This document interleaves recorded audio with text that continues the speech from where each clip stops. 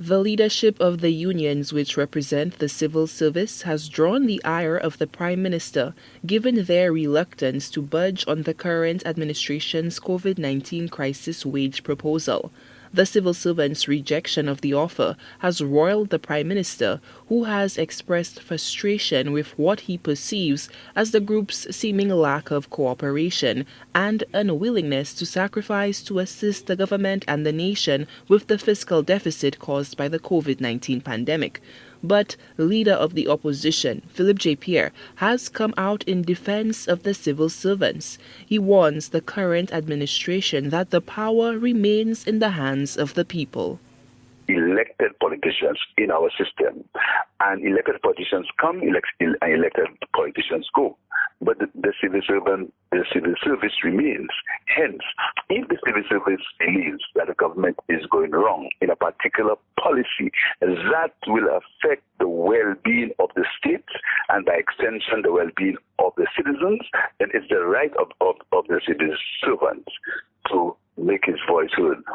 Despite the budgetary constraints, the leader of opposition points to what he believes is a bigger deficit in consistency, which he argues has robbed the administration of the standing it needs to bring the vital constituency to heel in times of crisis. Pierre, an economist by profession, alleges that proceeding with what he termed, quote, lavish projects is to the detriment of the well-being of the same civil servants the government is seeking buy-in.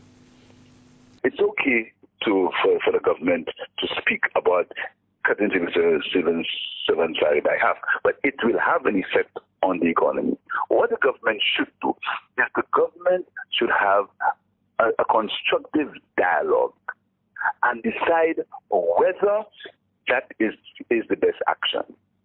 And if you look at it, you notice that the government's action are purely for it to be able to finance its election project.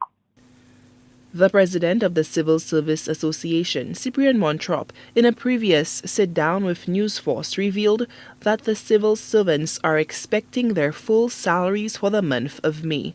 Pierre, meantime, is also unnerved by what he views as the use of possessives in the Prime Minister's rhetoric in reference to law enforcement and other state agencies.